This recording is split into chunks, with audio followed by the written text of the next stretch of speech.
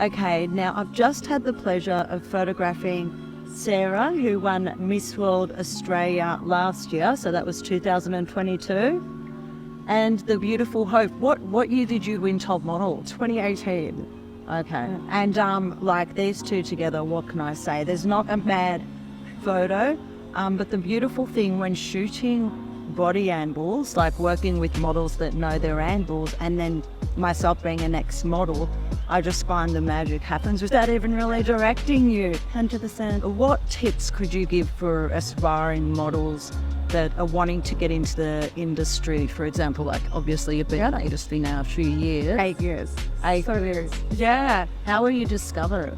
I was actually discovered by a top model. So I applied to top model, ended up winning that, had the amazing opportunity of going overseas to London and worked hard enough and ended up winning the international competition. So you actually won the international Yeah. the whole lot.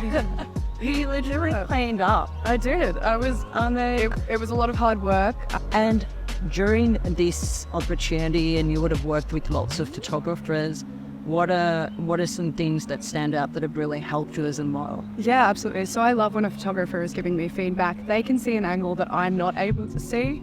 But as a model myself, I think practicing in the mirror was really helpful. Yeah. Like, it's not talked about enough. And yeah, you feel silly when you start doing it, but practicing in the mirror and you can feel how your face feels and how it looks, and then you get to know your angles just over the years. And it is really that saying of practice makes perfect. Yeah, definitely. I know for me, the practice came from shooting with different photographers. So really taking on their feedback. Like you said, we don't have a mirror in front of us, so we can't actually see what we're exactly doing. So for me, it was shooting with different photographers, accepting their feedback, and then implementing it into other photo shoots that I do. So that's why I love working with you, because I find you help me move my body in ways that I wasn't aware I could actually move in. Yeah. And it ends up being the perfect shot.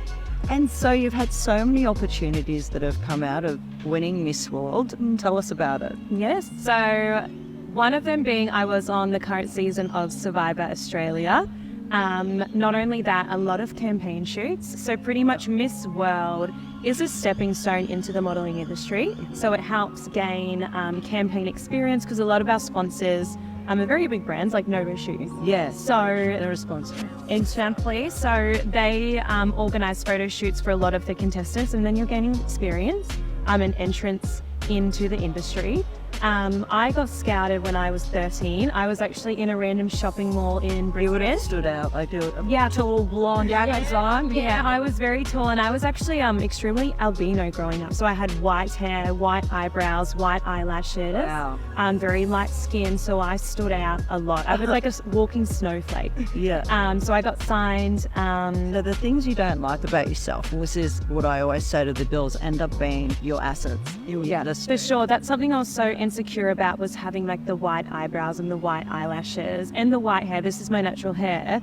And I was like, I always want to dye it brown, like some of the girls at Victoria's Secret, but they end up being some of your biggest assets. So a lot of opportunities have come out of this world. And just to piggyback off that, I've called a redhead freckle face freak going. Yeah. I was severely bullied for the way that I looked. And now it's what I get picked for, having, pale skin, freckles, red hair. That makes you stand out. How you make your money too. Yeah. It's how we get paid and how we make our money. And yeah, I kind of just wish I could be like, hey, look at me, to all those sillies who were, I'll call you a tree. How's the weather out there? Yeah. You're a giraffe. And I'm like, honey, I get paid for being a giraffe. Exactly. Yeah. No, I agree. But also, how do you keep getting the work in? Like, are you proactive with social media?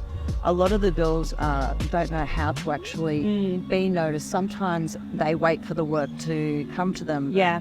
Have you had anyone to that being proactive that have approached you like directly? And So for me, I get a lot of DMs on a daily basis, and I am actually lucky enough to be assigned to model. So I always send them across to my agency because that's in my contract. that's the professional way. Exactly. And also it means that I'm not doing all the hard work, Yeah, the hard exactly. guys, all the contracts, Oh, yeah. usage agreements, everything like that. So I really appreciate how they, My agent and my family to take care of. So do you feel though by posting regularly you get more work opportunities? Yeah, and I think with posting as well, it's all about just post everything. Like post even the things that you think, oh, it's not going to do well.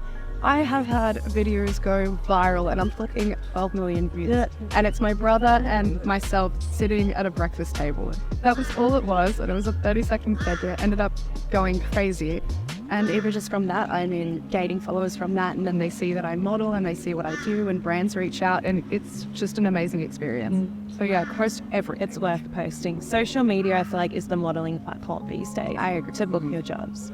And what about like with work? What are sort of pointers you could give to girls, tips, things they can do if they feel they don't have like all your assets that could give them brownie points?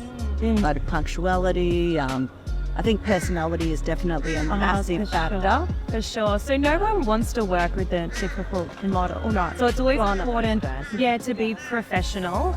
So that's, being on time. It's not complaining about the small things. It's, I mean, the shoes don't fit exactly right, but that's fine. It's what they've styled you in. It's 2 minutes.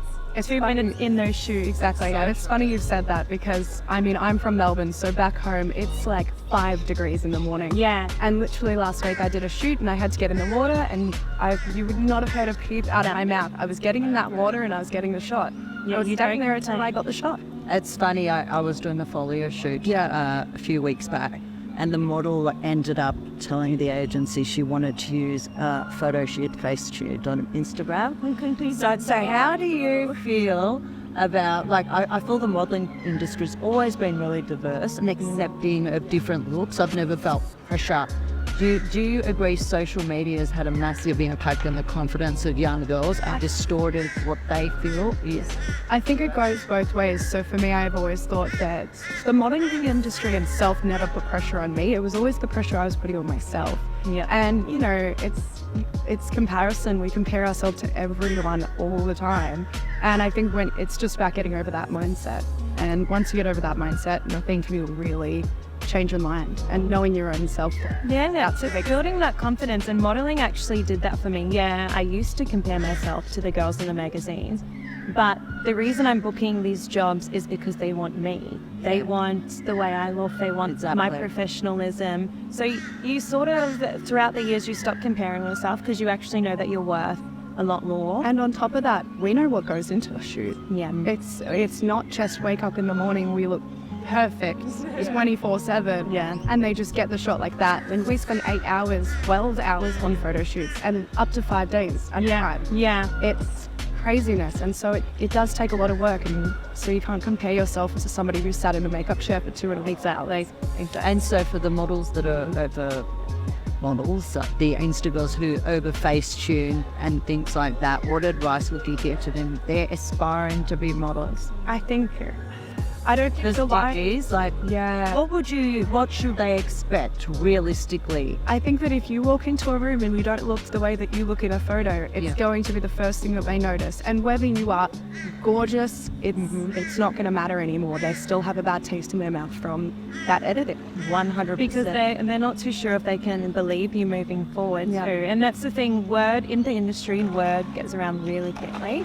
So just stay true to yourself. Don't fall into the trap of those filters and everything that comes along with it. The ones that make your, nose smaller, lips bigger. Don't fall into that trap. Just be 100% you, because it's not going to benefit you in any way in the modeling industry at all, because we can't shoot with filters. No. So... And really, agencies are so strict. Yeah. They do digis, and it's no makeup, front, side, back, and basically, as a photographer, I photographed you girls there, and realistically, when you're shooting high fashion models, we don't really need to edit too much, and that's what people don't understand. I go by the digis, like you girls mentioned, and when I'm shooting you, I know the exact angles to bring out the best in you.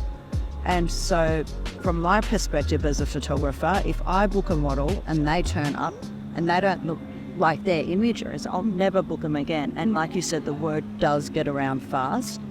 I just think once you practice, like you said, hoping, and you do your angles and that, then you can work with the photographer. You can't always guarantee you'll get a good photographer. There's nothing worse than a bad photo. And so we're human. We have bad days. I wake up and I've got a big pimple on my forehead, I'm not going to like the photos that are coming out. Yeah. Even if the pimple was edited out or not, I'm going to know that it was there. And I think that that's the truth. Any other little last bits of advice for anyone entering the industry? Try your best and you give it a go. You've got absolutely nothing to lose.